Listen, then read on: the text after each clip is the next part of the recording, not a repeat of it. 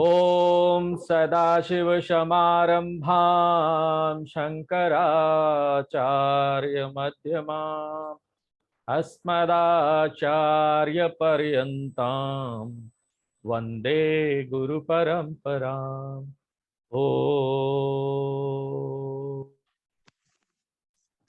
हाँ, निवृत्ति जी 44 नंबर चौपाई से लेकर दोहा तक पढ़िए। भारद्वाज मुनि बसहि प्रयागा, पढ़िए। भारद्वाज मुनि बसहि प्रयागा, तिनहि राम पद अति अनुरागा। तापस समदम दया निधाना, परमारथ पथ परम सुजाना। माघ मकर गत रवि जब होई, तीरथ पति आवर सब कोई। देव धनुज किन्नर नर श्रेणी, सादर मजहि सकल त्रिवेणी। पूजहि माधव पद जल जाता, परसि अखय बटु हर्षहि गाता। भरद्वाज आश्रम अति पावन, परम रम्य मुनिवर मन भावन। तहा होई मुनि ऋषि समाजा, जाहि जन्म जन तीरथ राजा। मजहि प्रातः समेत छाया, कहि परस पर हरि गुण गाहा। ब्रह्म निरूपण धर्म विधि, बरनहि तत्व विभाग। कहहि भगति भगवंत कै, संजुत ज्ञान विराग। सियावर रामचंद्र की जय, पवन सुत हनुमान की जय। बोलो भाई सब संतन सब की जय। संतन की जय। अब श्रद्धा दूसरा वाला पढ़ लीजिए। यही प्रकार हरि माघ।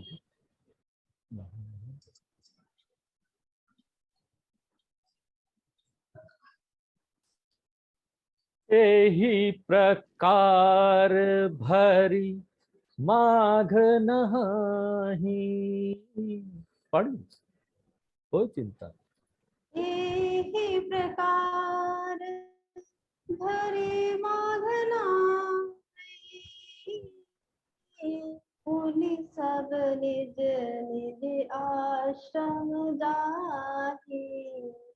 प्रति संबत अति होई आनंदा,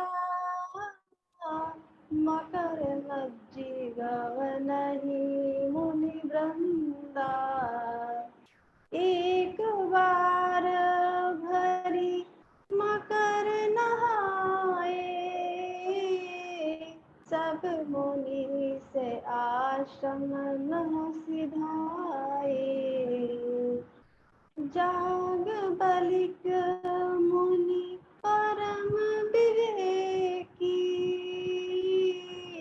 भरद्वाज राखे पद टेकी। सादर चरण सरोज पखारे, अति पुनीत आसन बैठारे। कर पूजा मुनि सुध सुबखानी, अति पुनीत मृदुवाणी नाथ एक सम सौवर्ण मोरे करगत वेदत्व सबहु तोरे कहत सुमोहि लागत भय लाजा जो ना कहो बड़ होई अकाजा संत कहीं असीमित प्रभु श्रुति पुराणे मुनि गाओ होई न विमल विवेक उर गुरु सन किए दुरावा। सियावर रामचंद्र की जय, पवन सुत हनुमान की जय, बोलो भाई सब संतन की संतन की जय। जय। तो अब हम लोग, हमारा कैमरा रामचरितमानस का अब शिफ्ट हो जाएगा कहाँ? प्रयाग। प्रयाग यानी आज का इलाहाबाद, अब तो नाम बदल गया है, फिर से प्रयागराज नाम हो गया है उसका। तुलसीदास जी, अब मानस के देखिए 4 घाट, 4 घाट यानी 4 जगह पर ये कथा चल रही है। याद रखिएगा, ये 4 घाट याद रखेंगे ना तो कथा सुनने का आनंद भी आएगा और समझ में आता रहेगा। यहाँ पर याज्ञवल्क्य और भारद्वाज के बीच संवाद होगा। याज्ञवल्क्य जी गुरु हैं, वो सुनाएंगे कथा भारद्वाज जी को। इसको बोलते हैं कर्म घाट। शिव भगवान कथा सुना रहे पार्वती जी को, उसको बोलते हैं ज्ञान घाट। और तीसरे घाट पर काग भुसुंड जी गरुड़ महाराज को कथा सुना रहे हैं, ये भक्ति का घाट है। और चौथा घाट जो तुलसीदास जी पूरे लोगों को सुना रहे हैं, संत समाज, वो दैन्य घाट है, यानी निरहंकारी घाट। 4 घाट पर ये राम कथा हो रही है। यहां पर याज्ञवल्क्य और भारद्वाज के संवाद रूपी घाट से कथा प्रारंभ करते हैं। ठीक है, याज्ञवल्क्य और भारद्वाज का संवाद कैसे प्रारंभ होता है, यहां पर इसका विस्तृत वर्णन किया जा रहा है। भारद्वाज का मुनि का आश्रम कहां पर है? प्रयागराज। वो बहुत भक्त थे राम जी के, उनके हृदय में भगवान श्री राम जी के चरणों के प्रति बड़ा प्रेम, बहुत तपस्वी, खूब मनोनिग्रह करते थे, मन का नियंत्रण, इंद्रिय का नियंत्रण खूब अभ्यास करते, दया निधान थे, बहुत दया था उनके अंदर। ये सब गुण देखिए जब बताते हमारे साथ, हमारे अंदर भी ये सब गुण आने चाहिए, हम भी होंगे। भारद्वाज ऋषि हमारे हमारे क्या होने चाहिए? रोल मॉडल, हम भी उनके जैसा होंगे। ये सब गुण भगवान के भक्त के अंदर में होगा तो वो भक्त भी हैं, ज्ञानी भी हैं, और परमार्थ पद के बड़े ज्ञानवान है वो।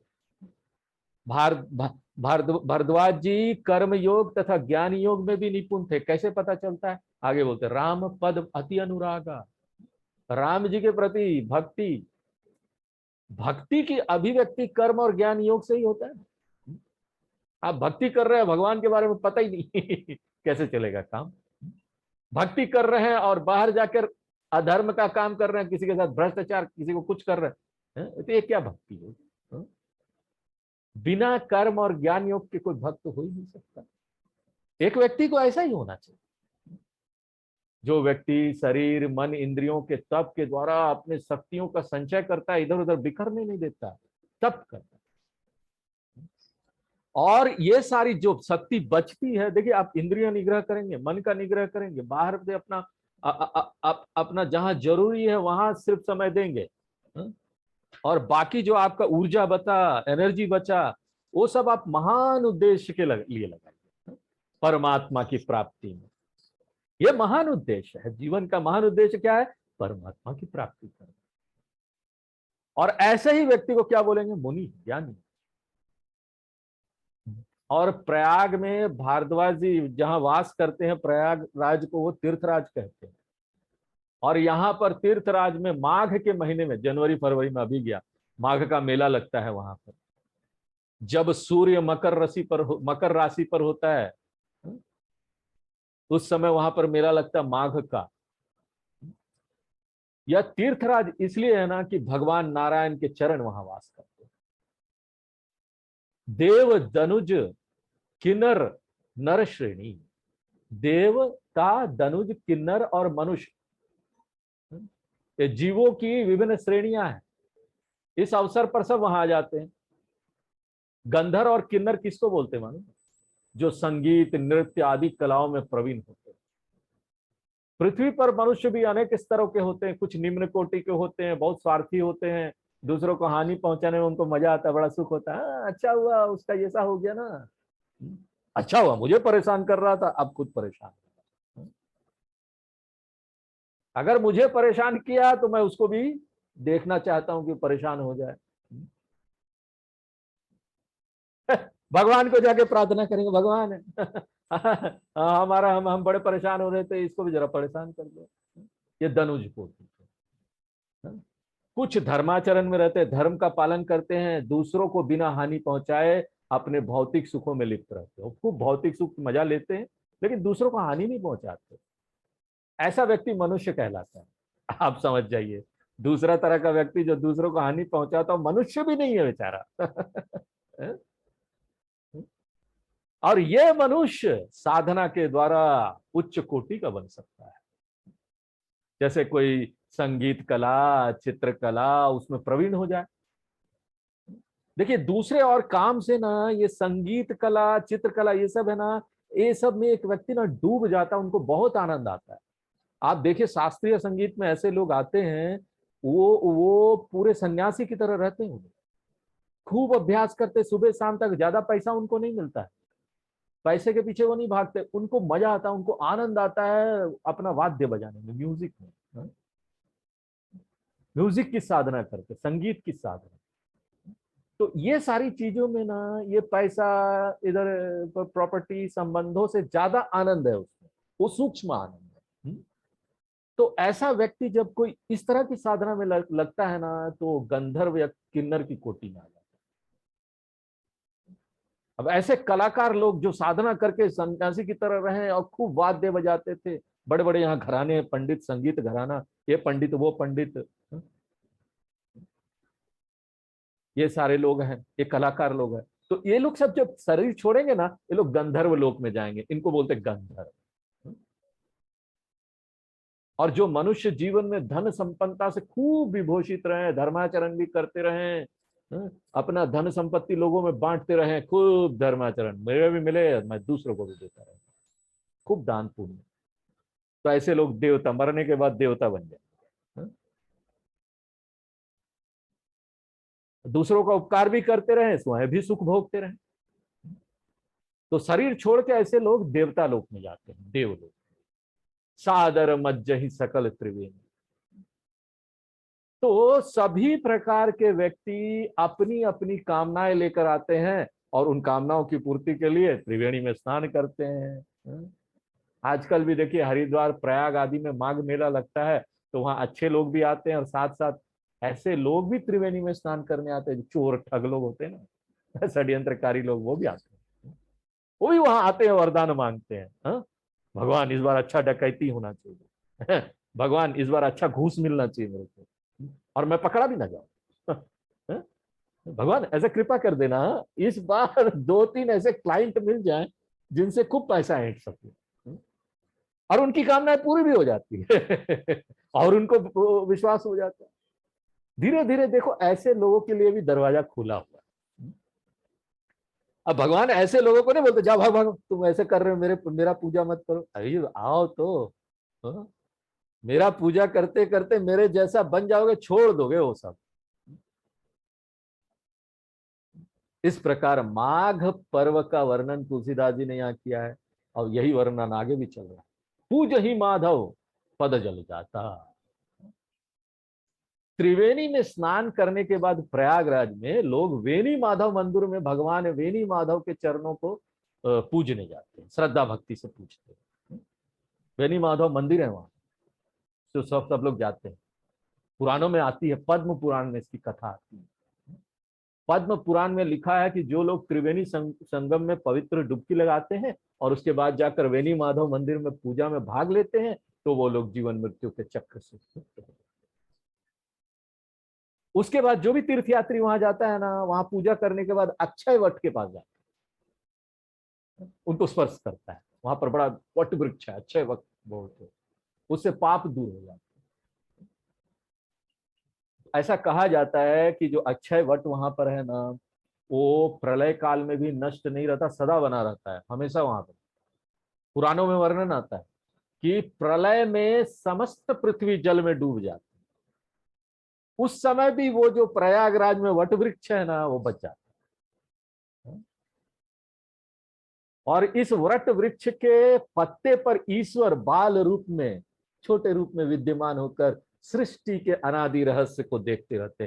प्रलय हो रहा, सृष्टि नष्ट हो रहा है, ऐसा बोला जाता है पुराणों में।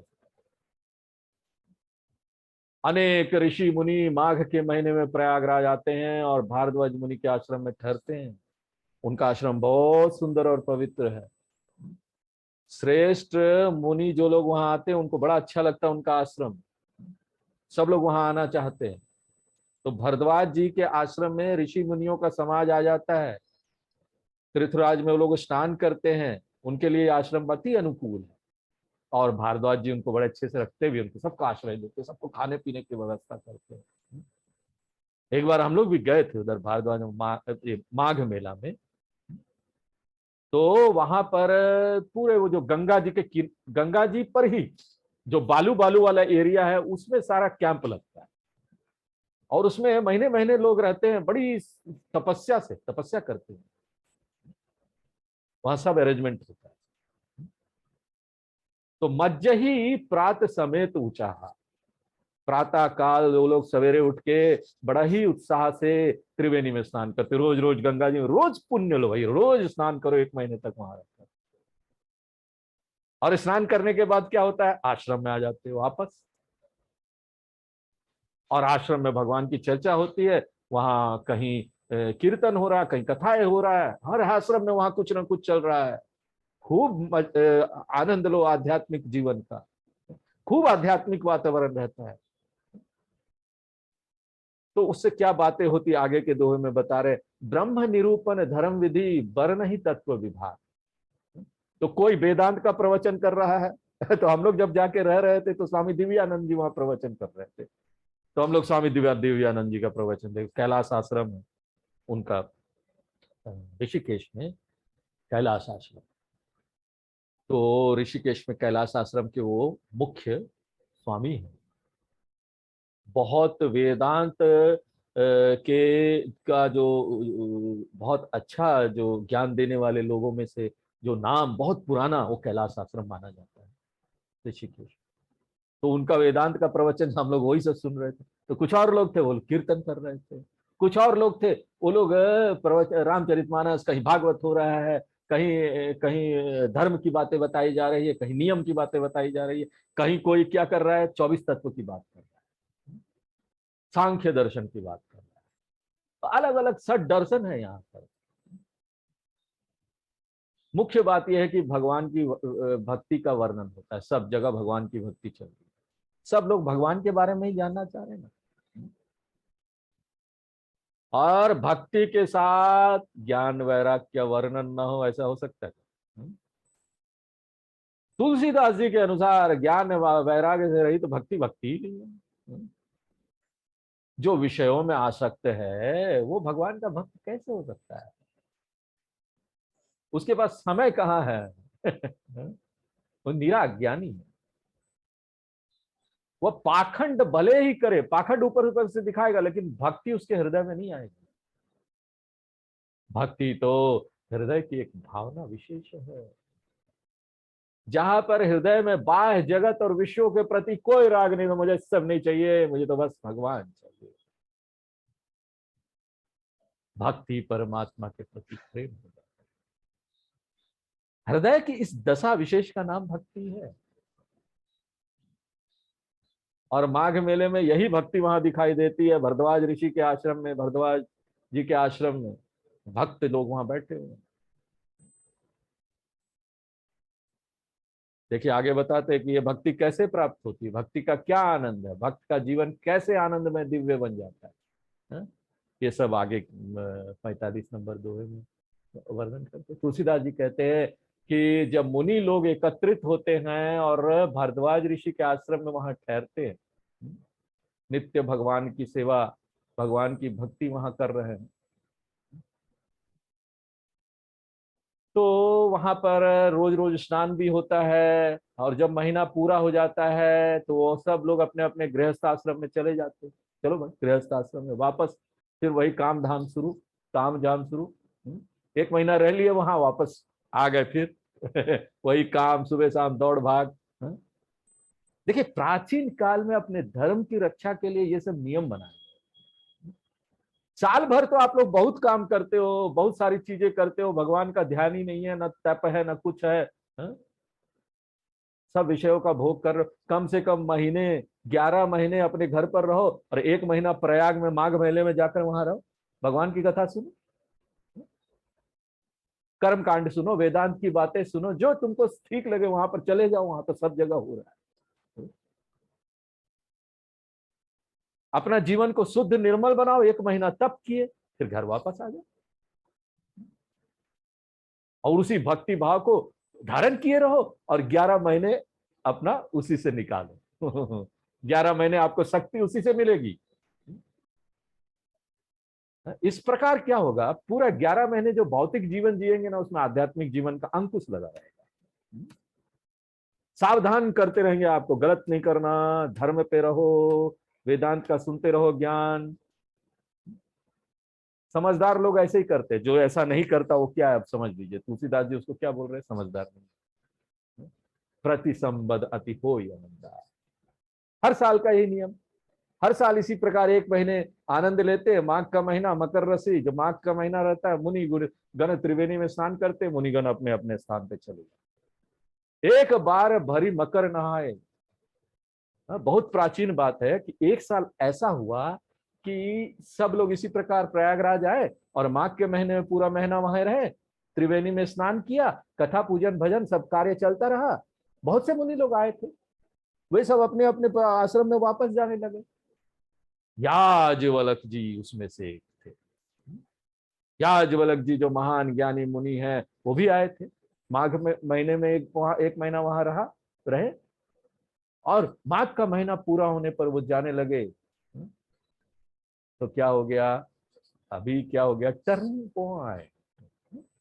भारद्वाज राखे पद टेकी, भरद्वाज जी ने बहुत बड़े ही आदर, बड़ी विनम्रता के साथ चरण पकड़ के रोक दिया, रुक जाइए, अभी ना जाइए, ना जाओ ना। देखो गुरु शिष्य का कैसा संबंध, कितना सुंदर, कितना सम्मान के साथ उनको रोकते हैं। भारद्वाज जी ने याज्वलक जी को इसलिए रोका क्योंकि वो याज्वलक जी की महिमा से परिचित होने पर ज्ञात था कि याज्वलक जी तो वैदिक ऋषि है, वेद मंत्र सब जानते हैं। सादर चरण सरोज पखारे, भारद्वाज जी ने बहुत ही आदर पूर्वक ऐसे ब्रह्म ज्ञानी ऋषि याज्वलक जी के चरण कमलों को धोया। जब गुरु से कुछ चाहिए होता ना, ज्ञान वान, तो पहले ये सब करना पड़ता है उस समय ऐसे ही होता था। पवित्र आसन पर उनको बैठाया, पहले उनका महिमा का गुणगान किया, उनका आदर सत्कार किया। सन्यासी ये सब गुरु लोग घर में आते ना, उनका आदर सत्कार करने का यहाँ नियम है। चरण सरोज कहकर सूचित कर देते कि भारद्वाज जी के मन में याज्वलक जी के प्रति बहुत ही प्रेम और आदर था। चरण धोकर उनकी पूजा की, उन्हें माला पहनाए, तिलक लगाया, अक्षत लगाया, आरती की। ऐसे ब्रह्मगानियों की आरती होनी चाहिए।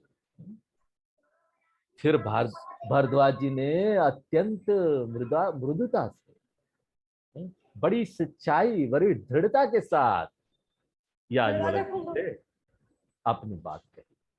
क्या कही, नाथ एक संशय बर मोड़े। उनको संशय था कुछ, हमने ना आपको इसलिए रोका है कि ना हमारे मन में एक बड़ा संशय है, इतना सब करने के बाद अपना संशय बता रहे। उस संशय में हम लोग भी गुरु जी से प्रश्न पूछते थे ना, नहीं बताते थे गुरु जी।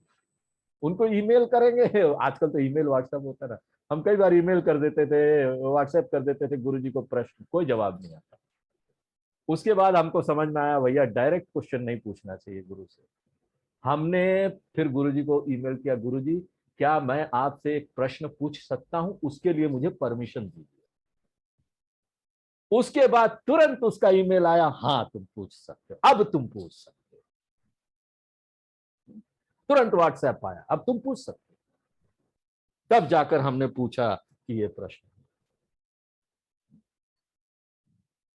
भारद्वाज जी याज्ञवल्क्य ऋषि की प्रशंसा करते हुए कहते कि हे भगवान, समस्त वेद तत्व आपके लिए हाथ पर रखे हुए आंवले की तरह से है। आप तो देखा, आपने अनुभव किया सब वेद तत्व को, वेदांत के तत्व को, सब ज्ञान को, सब आप जानते, आपसे कुछ नहीं सीखा छिपा। आप महान ब्रह्म ज्ञानी, सब आध्यात्म विद्या, परमात्मा तत्व आपके भीतर ना दिव्य दृष्टि से दिखाई देता है। आप ऐसे ज्ञान निधान है, इसलिए हम आपसे अपना कुछ संशय पूछना चाहते हैं, इसलिए आपको रोका है, आपकी आरती की। हाँ, इतना सब इसलिए हुआ। तो याज्ञवल्क्य जी के बारे में एक कथा आती है। याज्ञवल्क्य जी का महानता क्या है? याज्ञवल्क्य जी वैशंपायन ऋषि के यहाँ रहकर विद्या अध्ययन उन्होंने किया था, और वो बहुत ही उत्साही, ऊर्जा से भरे हुए व्यक्ति थे। खूब अच्छा से उन्होंने गुरु के यहाँ उनका आदेश पालन करते हुए पढ़ाई की, सब अध्ययन किया है? अब देखो वही सब अध्ययन तो करना ही पड़ेगा, तो मेहनत करना पड़ेगा, पुरुषार्थ है, ज्ञान प्राप्त करना पुरुषार्थ। बहुत ज्ञानवान, किंतु क्या हुआ, एक बार ना उनको गुरु को गुस्सा आ गया, उनको गुरु उनसे नाराज हो गया। वो तो उन्होंने उनको आदेश दे दिया, जाओ तुम यहाँ से भागो, आश्रम से निकल जाओ, और मैंने जो तुमको यजुर्वेद की विद्या दी है वापस करते हुए जाओ। तो याज्ञवल्क्य जी ने क्या किया, उल्टी कर दिया, ऐसा बोलते हैं, कहानी आती है। उन्होंने पूरा जो विद्या था उल्टी कर दिया, वापस दे दिया। परंतु उनके जो और शिष्य थे ना वैशंपायन जी के, उनको ये विद्या इतने उल्टी कर दिया, मतलब ना ये प्रतीकात्मक है, वैसे उन्होंने बोला, सबको बताया, वहां पर बैठ के सबको बता दिया। तो बता दिया तो इतने आकर्षक तरीके से बताया कि वो जो वहां थे और बाकी शिष्य लोग थे ना, उनको सुनते रहे। तो ऐसी कहानी आती है कि वो शिष्य ना तीतर बन गया, और उसने विद्या को वो खा लिया, वो सब जो उन्होंने उल्टी किया तो खा लिया, यानी कि वो विद्या उनसे सीख ली और फिर जाकर सुनाई।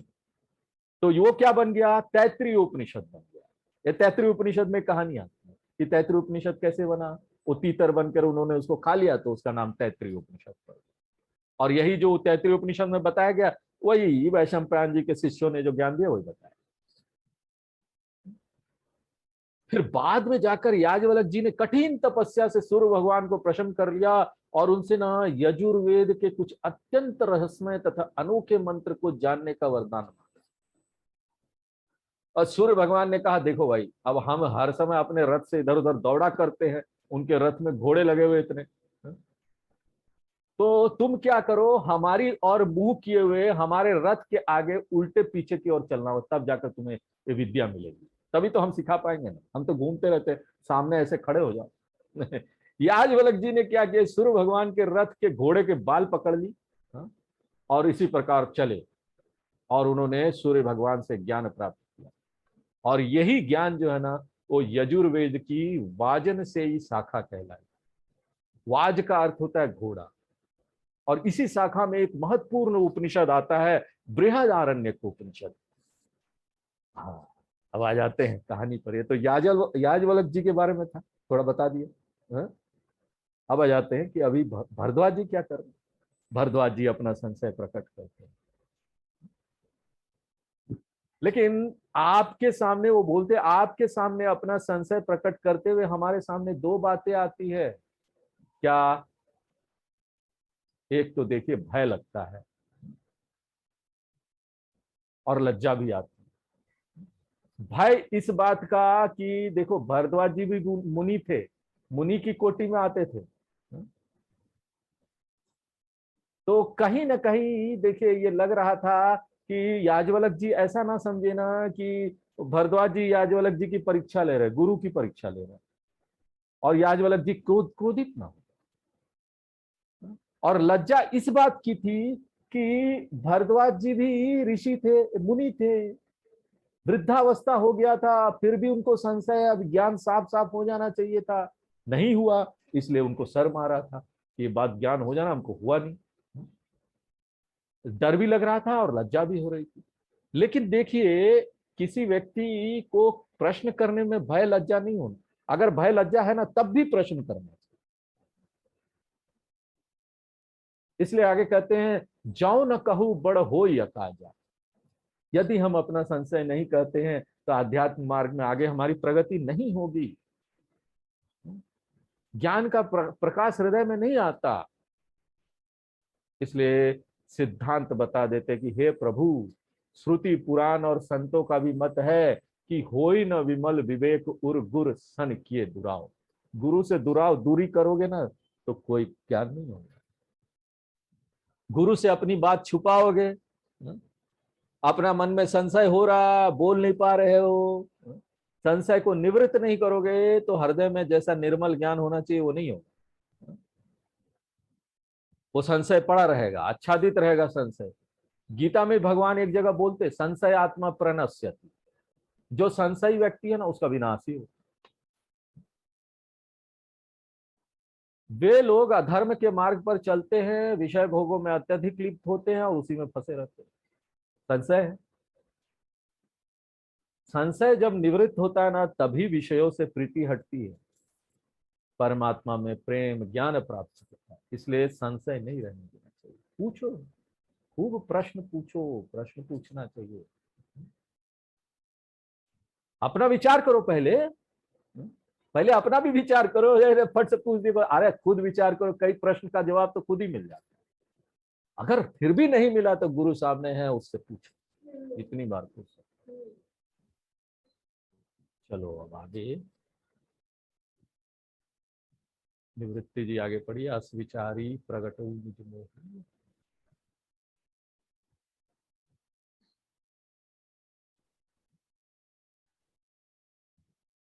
आपका म्यूट है, म्यूट खोल के और फिर पूरा अच्छा से पढ़िए पहले से। अस विचारी प्रगटहु निज मोह, हरहु नाथ करी जन पर छोहु। राम नाम कर अमित प्रभावा, संत पुराण उपनिषद गावा। संतत जपत शंभु अविनाशी, शिव भगवान ज्ञान गुण राशि।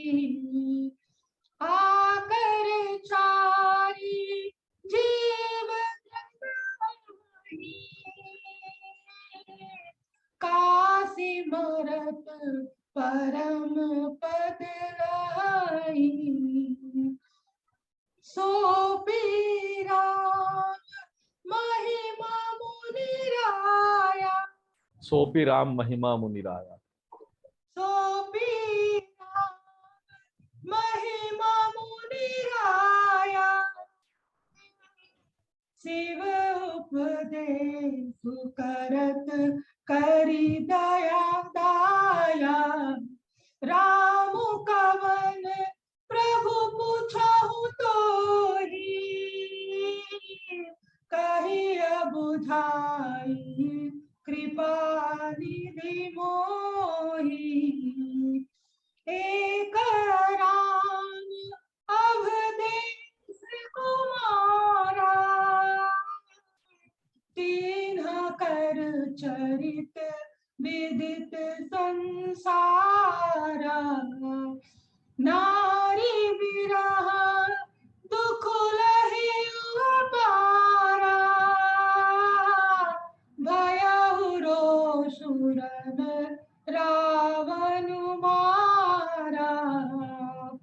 प्रभु सोई राम की अपर को जाहि जपत त्रिपुरारी सत्य धाम सर्वज्ञ तुम्हारा कहूँ विवेक विचारी। सियावर रामचंद्र की जय, पवन सुत हनुमान की जय, बोलो भाई सब संतन की जय। हाँ, श्रद्धा आगे पढ़िए। जय से मिटे मोर भ्रम भारी।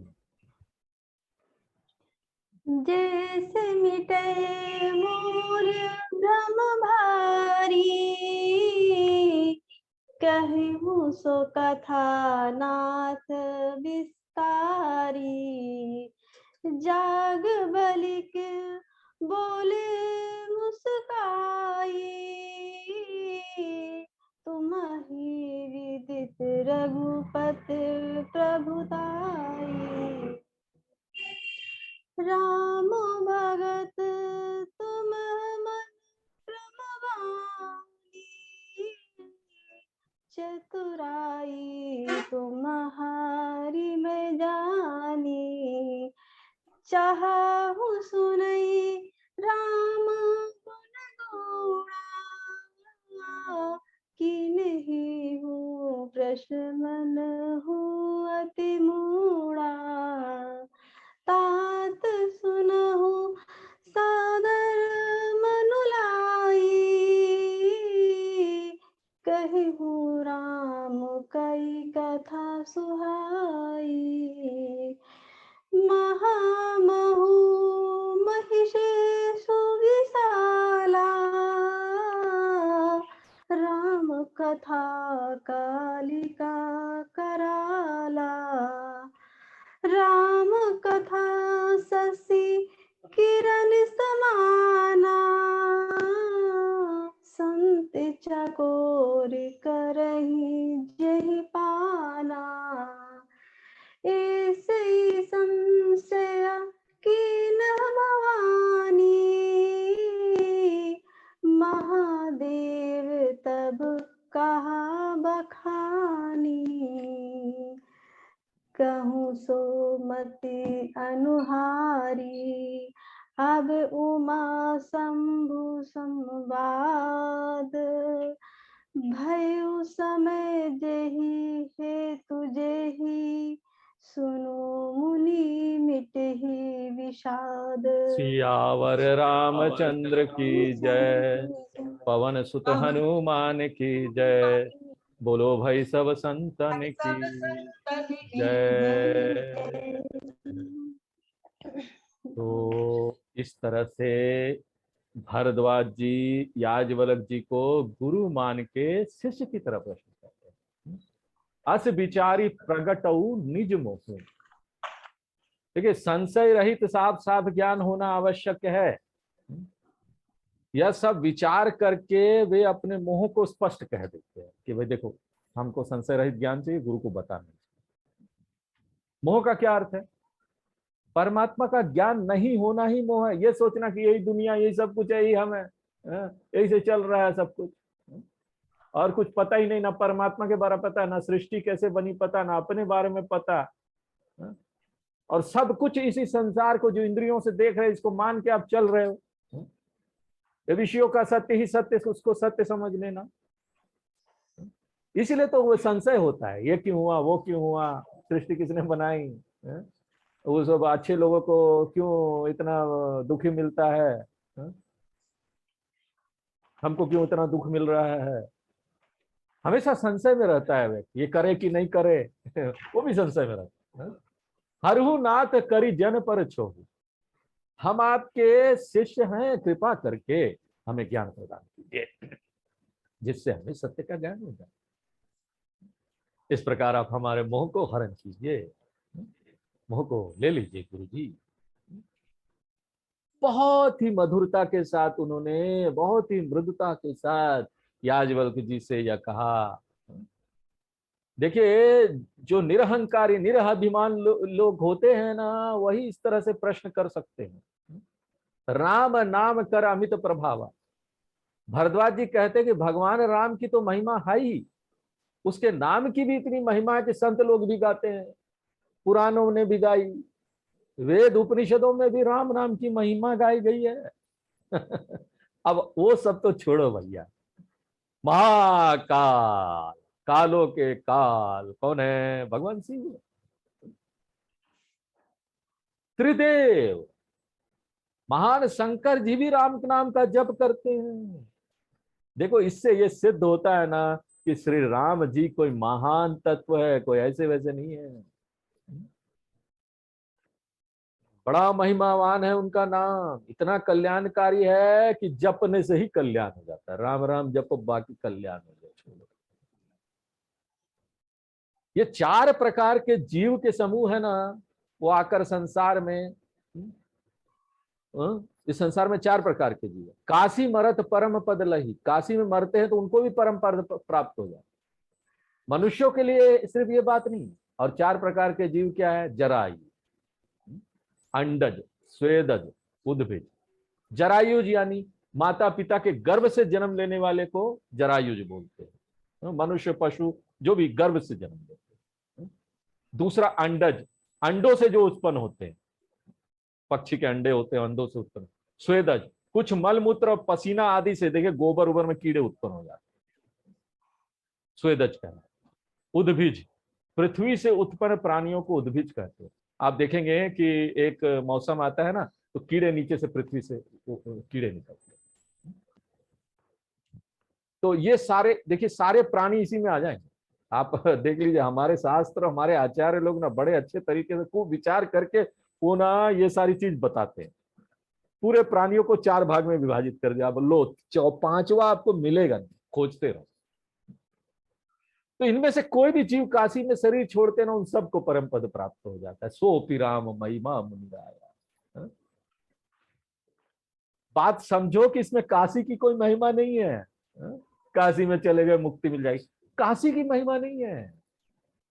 वहां भी राम जी की महिमा है, क्योंकि शंकर जी दया करके उनके मन में राम नाम सुनाते हैं। जब कोई काशी में मरने के लिए जाता है, तब उन्हें मुक्ति प्राप्त होती है।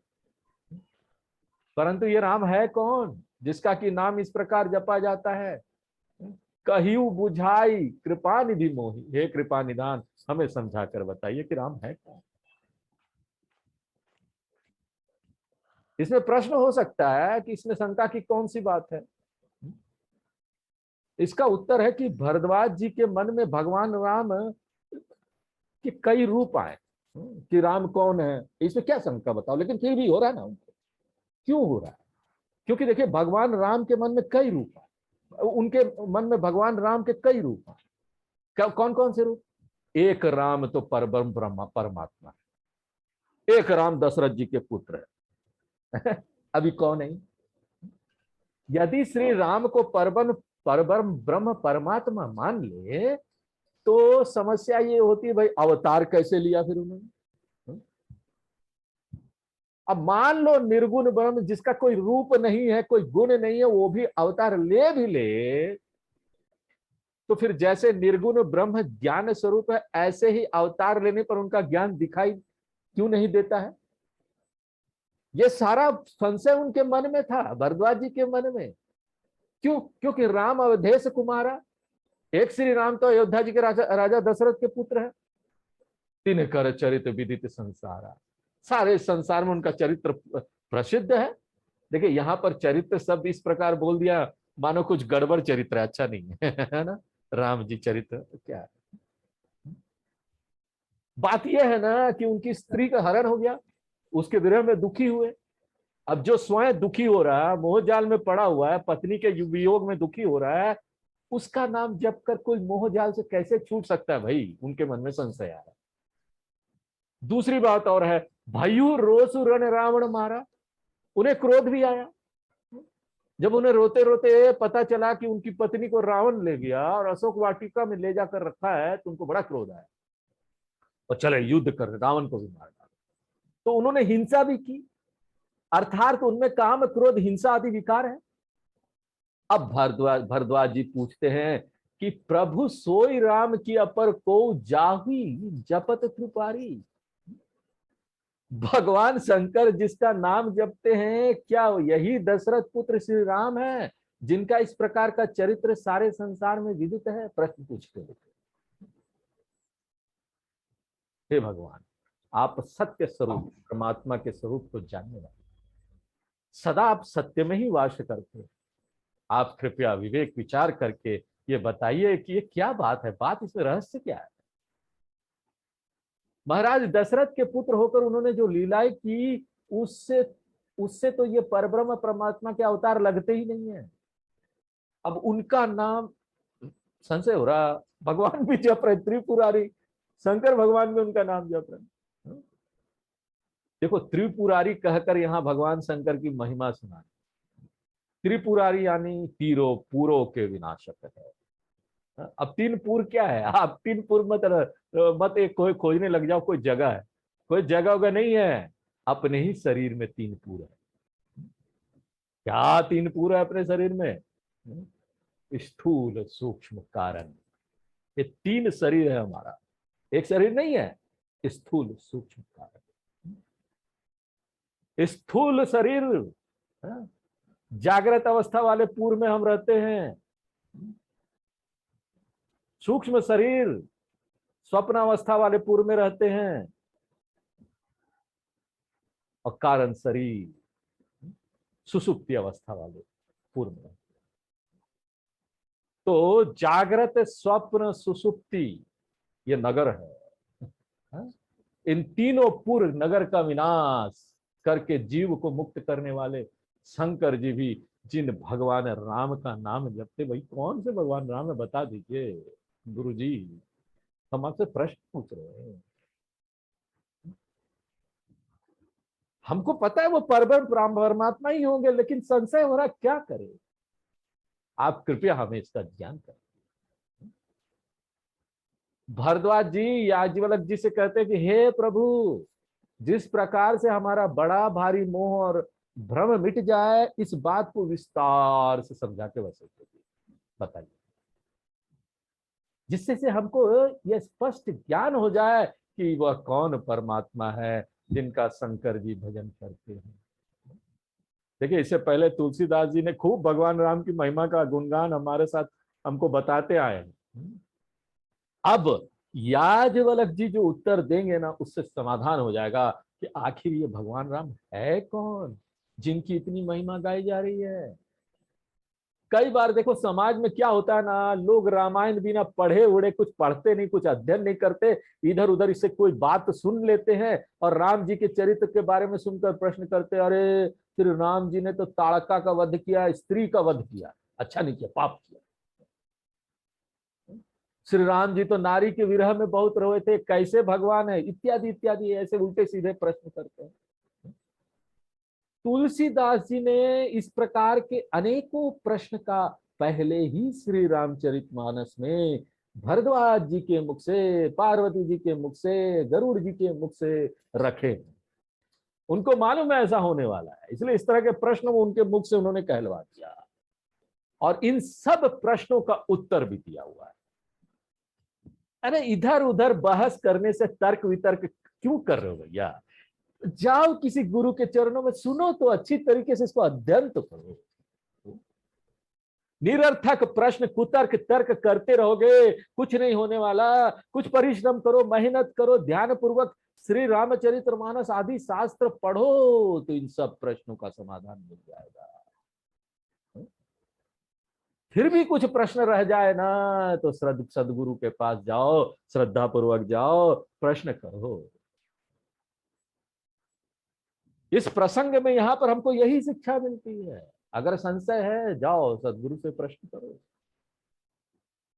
तो भारद्वाज जी यहां याज्ञवल्क्य जी से कहते हैं हमें विस्तार से समझाइए, जब तक हमारा मोह दूर नहीं होगा हम यही बैठे रहेंगे, छोड़ेंगे नहीं, आपके चरणों में बैठेंगे। अब देखो, प्रश्न स्पष्ट होना भी आवश्यक है। भारद्वाज जी का देखो प्रश्न कितना स्पष्ट है। कई लोग हमको बोलते, गुरुजी कल का ना सत्संग समझ में नहीं आया, हमको फिर से बताइए। अरे भैया 1 घंटे का सत्संग था, कहां नहीं समझ में आया वो तो बोलो। तुम्हारे लिए क्या फिर से पूरा बोलूं? क्या पूरा ही नहीं समझ में आया? ऐसे कैसे होगा?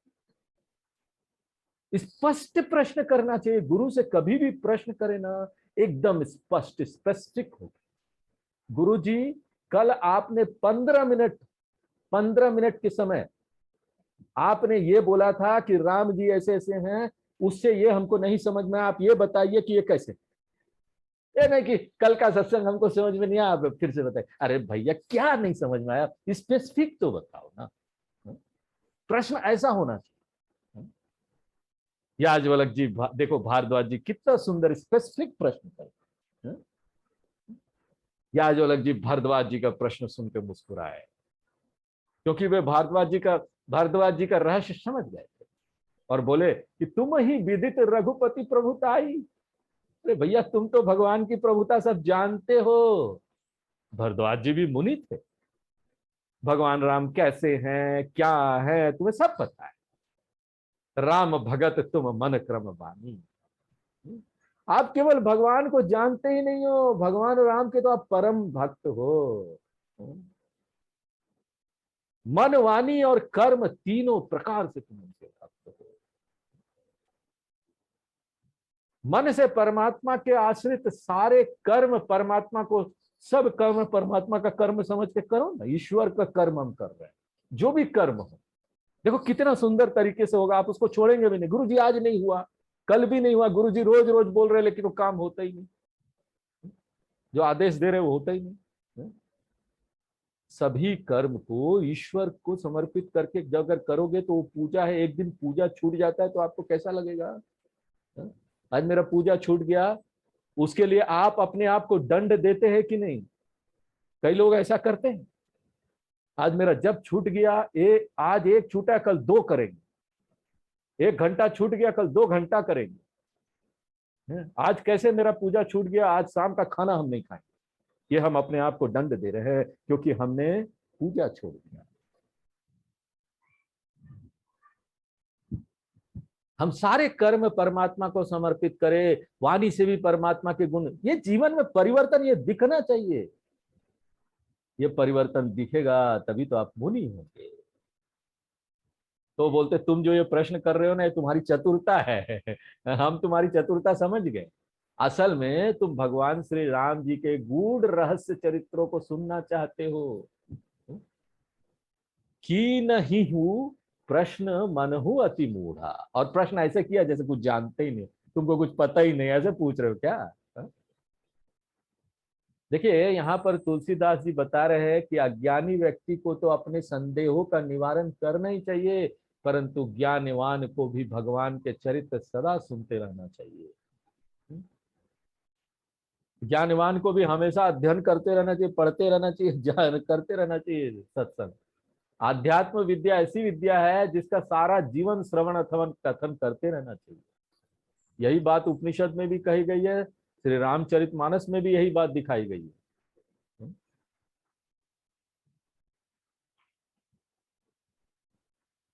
देखिए भगवान यद्यपि सब जानते फिर भी देखो वशिष्ठ जी से रोज वेद पुराण आदि सुनते हैं। इसी प्रकार हमें भी शास्त्रों के श्रवण अध्ययन को अपने दैनिक जीवन का एक अंग बना लेना चाहिए। रोज ही सत्संग होना चाहिए। भारद्वाज जी उस कथा को नित्य सुनना चाहते थे, इसलिए कहते हैं कि हमें विस्तार से सब बताइए ना, विस्तार से बताइए। यह बात भी महत्वपूर्ण है कि ज्ञानी व्यक्ति को भी जब विद्या सुनने का अवसर मिले तो अपने ज्ञान का अभिमान नहीं दिखा, हमको तो सब आता हम नहीं सुनेंगे। उसको भी अज्ञानी की तरह कथा सुनना चाहिए और अज्ञानी की तरह ही प्रश्न भी करना चाहिए। भारद्वाज जी ने अज्ञानी की तरह प्रश्न किया तो याज्ञवल्क्य जी ने उसकी प्रशंसा की। और ये देखो ये एक मनोवैज्ञानिक नियम है, गुरु प्रशंसा करेगा तो शिष्य को क्या होगा, शिष्य में एकाग्रता आएगी, वो सुनने के लिए उत्सुक होगा कि गुरु जी मेरी प्रशंसा कर रहे हैं। उसके मन में ग्रहण करने का सामर्थ्य आएगा, ज्ञान हृदय में टिकेगा। अब याज्ञवल्क्य जी कहते हैं कि तुम्हारे अंदर भगवान की भक्ति तो है ही, अब तुम इस कथा को आदर पूर्वक मन लगा के सुनो, मैं बताने वाला। अर्थात जो कथा में कही जा रही है उसकी गहराई में जाकर उसके तात्पर्य को ग्रहण करने का प्रयत्न करो। यहाँ सिर्फ कहानी नहीं बताई जा रही है कि राम जी का एक कहानी है, वो कुछ नहीं। यहाँ बहुत कुछ आंतरिक गहराई वाली चीजें बताई जा रही। कहू राम के कथा सुख सुहाई। याज्ञवल्क्य जी कहते हैं कि भगवान राम की बड़ी सुंदर कथा है, उस कथा को हम तुम्हें सुनाते हैं। एक प्रकार से कह सकते हैं कि तुलसीदास जी जिस कथा को कहना चाहते थे वही कथा याज्ञवल्क्य जी सुनाने जा रहे हैं। अर्थात तुलसीदास जी ऐसे बोलते हैं कि जैसे कि याज्ञवल्क्य जी के मुंह से यह कथा सुना ही जा रही, इस तरह से बोल। अब देखिए राम कथा की महिमा आती है, यह नियम है कि राम कथा प्रारंभ की जाती है तो पहले राम कथा की महिमा सुनाते फिर राम कथा आती, यही क्रम है, इसी तरीके से चलना चाहिए।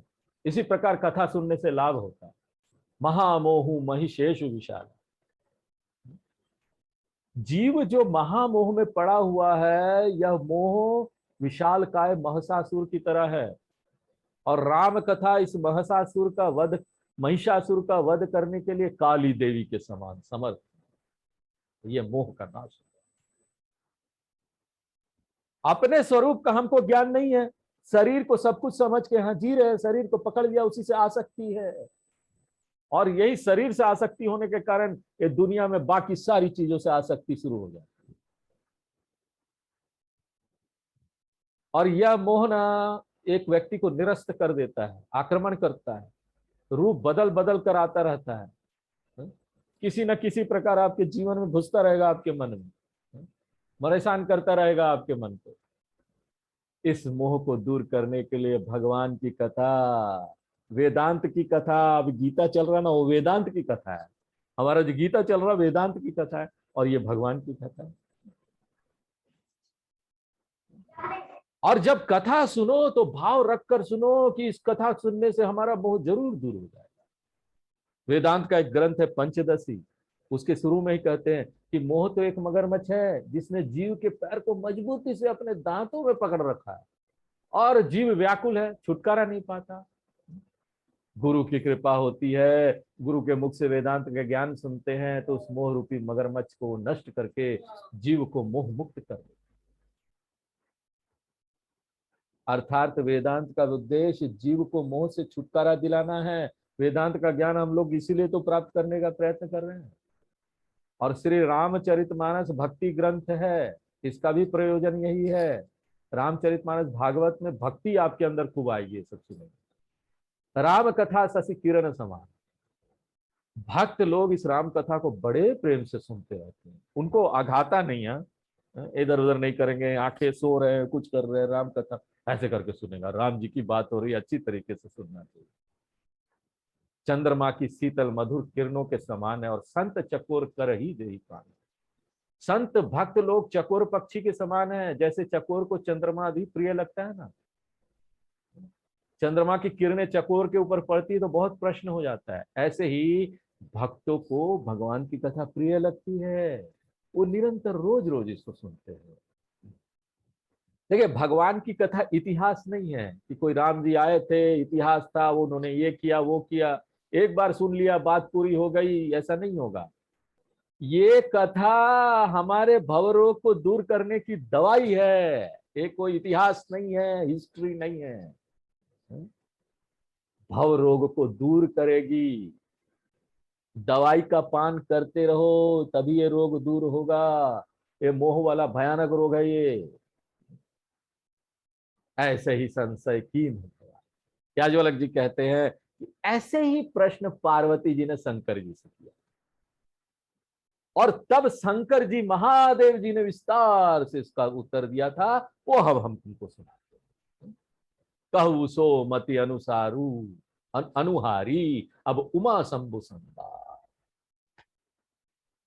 पार्वती जी को जो कथा सुनाई वह तो अत्यंत महान होगी, परंतु यह हमारी बुद्धि में तो कुछ आई, जैसा आई वैसा हम तुमको सुनाएंगे। अब वो तो महान थी, शंकर जी पार्वती को जी को सुना रहे, लेकिन हमारी बुद्धि जितना समझ पाई हम आपको सुना रहे। देखिए आध्यात्म शास्त्र की यही परंपरा है कि एक व्यक्ति प्रश्न करता है तो उत्तर देने वाला अहंकार पूर्वक ये नहीं कहता देखो मैं उत्तर दे रहा हूं, मैं तुमको बता रहा हूं,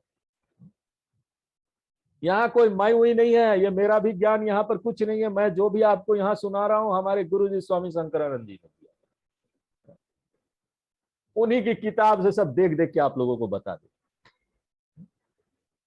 तो अपना कुछ नहीं है, वो गुरु ने गुरु को दिया, गुरु ने गुरु को दिया, गुरु ने गुरु को दिया, सब गुरु है। जो है गुरु का है, अपना पूछिए। वो निरहंकार पूर्वक कहता है ऐसा व्यक्ति कि तुम्हारे जैसा प्रश्न अमुक अमुक ने किया था, अर्जुन ने भी प्रश्न किया था भगवान कृष्ण से, तुम जैसा कर रहे हो ना, तो भगवान ने ये उत्तर दिया था और वही मैं तुमको बता देता हूं। देखो ये अहंकार से बचने की युक्ति है। तुलसीदास जी कहते हैं कि याज्ञवल्क्य जी ने जो कथा सुनाई वह कथा हम सुनाते हैं। याज्ञवल्क्य जी कहते हैं कि शंकर जी ने सुनाई, शंकर जी कहते हैं काकभूषुंडी जी ने सुनाई, वही हम सुनाते हैं। वास्तव में शंकर जी ने ऐसा इसलिए कहा क्योंकि उनको ये परंपरा डालनी थी। ये परंपरा है। परंपरा वाले जो आचार्य और गुरु होंगे ना, वो कभी नहीं बोलेंगे ये हम बोल रहे हैं, हम तुमको ये ज्ञान दे रहे हैं। वो कहीं ना कहीं से कोट करेंगे कि शंकराचार्य जी ने बोला है, यहाँ पर भगवान ने बोला था, गुरु गीता में शंकर भगवान ने बोला है, रामचरितमानस में तुलसीदास, ऐसा बोल, तब समझ जाइए वो ठीक ठाक। काकभूषुंडी जी भी कहते हैं कि लोमस ऋषि से सुनी। वास्तव में यही आध्यात्म परंपरा है और इस परंपरा को बनाए रखना चाहिए। आप भी आगे किसी को सुनाएंगे ना, किसी को बताएंगे ना, ऐसे ही बताना चाहिए कि ऐसा ही प्रश्न अर्जुन ने गीता में किया था तो उसको ऐसा जवाब मिला, तुलसीदास जी बोलते हैं, यहाँ पर शंकराचार्य जी बोलते हैं। आध्यात्म विद्या का निरूपण करते हुए अपने गुरु का स्मरण कृतज्ञता पूर्वक करते हुए ये बोलना चाहिए कि गुरु की कृपा से जो कुछ हमारे समझ में आया ना, वही हम तुमको सुनाते हैं।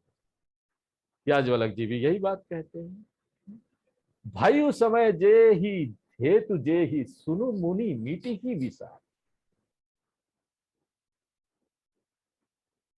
हम तुम्हें यह भी बताते हैं कि कब पार्वती जी ने यह प्रश्न पूछा और शंकर जी ने यह कथा कब सुनी, और पार्वती जी को आखिर भगवान राम की महिमा के बारे में क्यों पूछना पड़ा, ये सब बातें हम तुम्हें सुनाएंगे। इसका तात्पर्य है कि याज्ञवल्क्य जी का कहना है कि भगवान राम की कथा तो हम तुमको सुनाएंगे, लेकिन परंतु उससे पहले तुम शंकर पार्वती जी की कथा सुनो। शंकर जी में प्रेम है तो भगवान की कथा में भी तुम्हारा मन टिक जाएगा। पहले शंकर भगवान में प्रेम नहीं है तो भगवान की कथा भी अच्छी नहीं लगेगी। आगे भगवान शंकर और पार्वती जी की कथा प्रारंभ होती है, जो आगे बहुत विस्तार से चलेगी, जो हम लोग अगली क्लास में देखेंगे। पूर्णमदः पूर्णमिदं पूर्णात् पूर्णमुदच्यते पूर्णस्य पूर्णमादाय पूर्णमेवावशिष्यते। ओम शांति शांति शांति। शांति शांति। हरि ओम।